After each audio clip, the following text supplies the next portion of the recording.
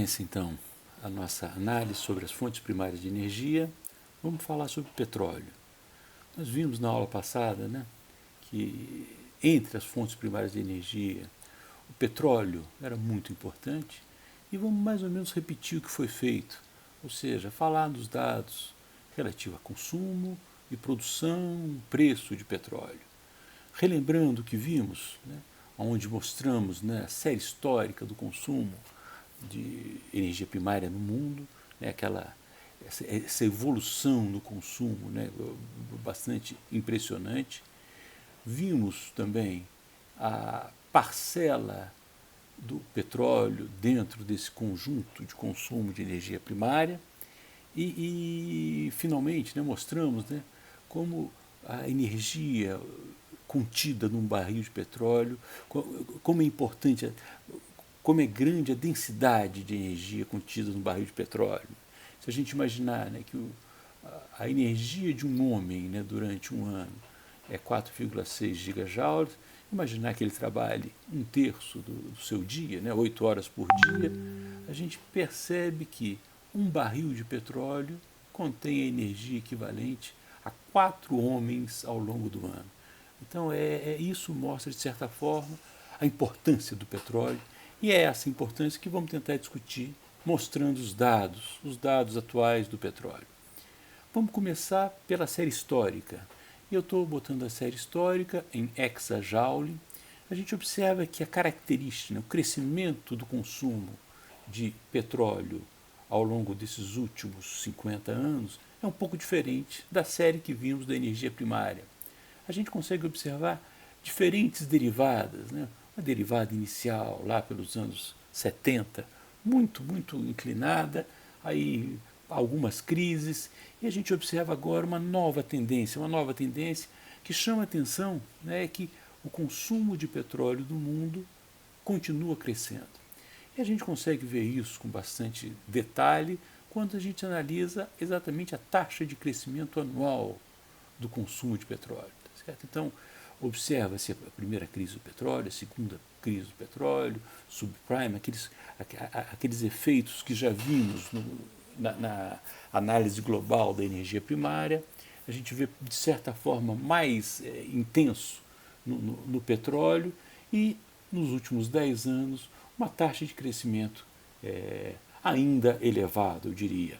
Se a gente usar a média móvel que atrasa um pouco os efeitos e alisa um pouquinho as curvas, de certa forma a gente consegue visualizar que há uma tendência de decréscimo no crescimento ou na taxa de crescimento anual do consumo de energia vinda do petróleo.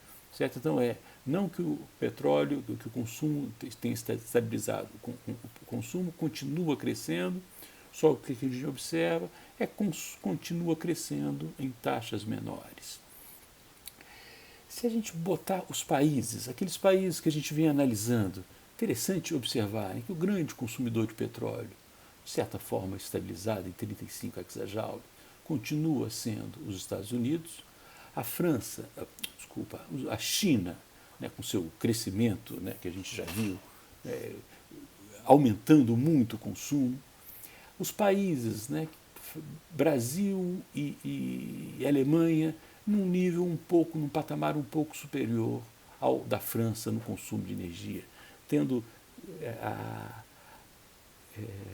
características, né, de cada um desses países nas suas escolhas para energia primária. Né? Então a gente observa que, em termos de energia primária, os 3 países eram muito parecidos, mas a França está um pouco abaixo no consumo de petróleo. Outra coisa interessante que se observa é a distribuição desse consumo no mundo em 2019. O grande consumidor, quase 19%, é os Estados Unidos, a China vem em segundo lugar com quase 15%, e os nossos 3 países, e o Brasil em particular, com consumo relativo mundial da ordem de 2,45%. Se a gente quer ver a produção, e aí quando a gente fala de produção, em geral a gente usa a unidade de 1.000 barris por dia, ou seja, os Estados Unidos produzem 17 milhões de barris por dia. Então ele se torna de longe o maior produtor, seguido pela Arábia Saudita e pela Rússia, e a gente vê uma produção quase que de 3 milhões de barris por dia, o Brasil na 10ª colocação. O Brasil é um dos grandes atores, né, desse mercado de petróleo no mundo. Vale a pena a gente comparar a produção com o consumo, né, para ver quem são os grandes exportadores. Evidentemente, o maior produtor, agora em hexajoule, também é o maior consumidor, portanto ele é quase neutro em termos de exportação. A Arábia Saudita, ao contrário, né, a Arábia Saudita é um grande exportador de petróleo, assim como a Rússia. O Brasil, o consumo é um pouco menor do que a produção, mas, portanto, se torna, né, um exportador. Vale a pena notar que a China continua sendo o grande consumidor de todos os tipos de energia do mundo.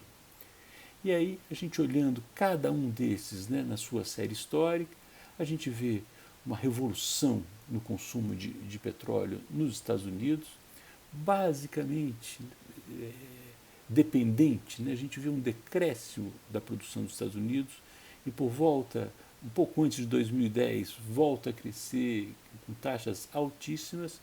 Isso se deve ao óleo não convencional, aquele óleo que o pessoal chama de shale oil, uma descoberta dos Estados Unidos, né, que consegue produzir de forma econômica petróleo tirado do xisto.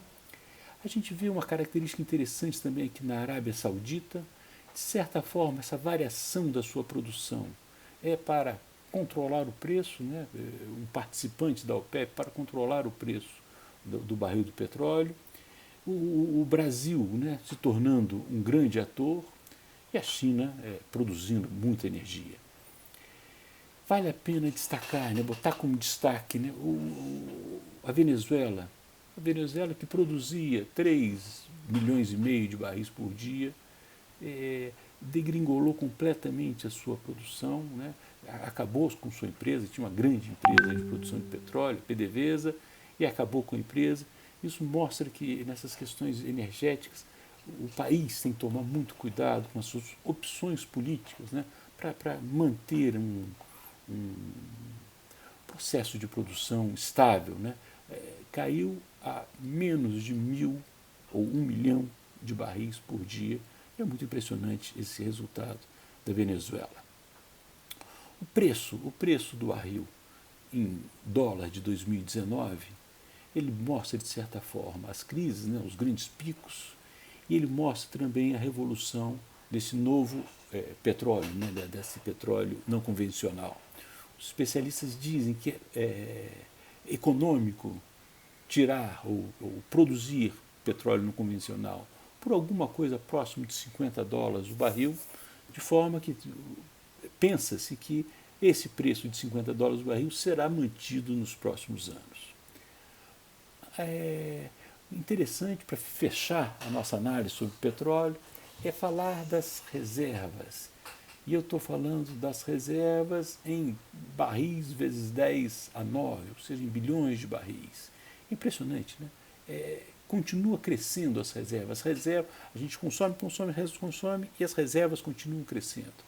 Vale a pena ver a relação entre essas reservas e a produção anual. Se eu divido a reserva pela produção anual, dá para ter uma previsão em anos de quantos anos ainda, com a atual produção, as nossas reservas garantem, né, se garantem.